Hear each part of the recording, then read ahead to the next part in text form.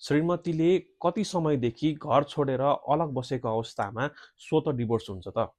For example मानौँ तपाईँको श्रीमतीले तपाईँको अनुमति बिना नै विगत 4 वर्षभन्दा बढी समयदेखि अथवा मानौँ 7-8 वर्ष नै भइसक्यो।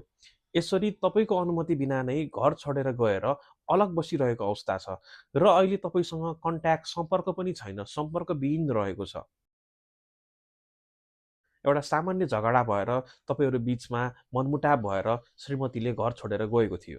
अब के यस्तो अवस्थामा यत्रो वर्षदेखि अलग बसेको अवस्था छ भने स्वतः डिभोर्स हुन्छ कि हुँदैन?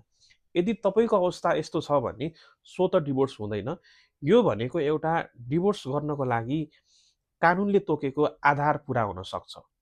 कानुनमा के लेखिएको छ भने कानुन बमोजिम अंशली वा मानव छुटी भिन्न बसेको अवस्थामा बाहेक पत्नीले पतिको मन्जुरी बिना नै विगत 3 वर्ष वा सोभन्दा बढी समयदेखि अलग बसिरहेको अवस्था छ भने यस्तो अवस्थामा पतिले पत्नीको मन्जुरी नभए तापनि डिभोर्सको प्रक्रिया अगाडि बढाउन सक्ने भन्ने कानुनी व्यवस्था रहेको छ। अर्थात् यो व्यवस्थाबाट हामीले के बुझ्नुपर्ने हुन्छ भने यदि तपाईँको वाइफ तपाईँको अनुमति बिना नै 3 वर्षभन्दा बढी समयदेखि अलग बसिरहेको अवस्था छ भने यो भनेको एउटा डिभोर्सको प्रोसेस गर्नको लागि तपाईँको क्राइटेरिया मिट भएको मात्र हो, आधार पुरा भएको मात्र हो, स्वतः डिभोर्स हुँदैन।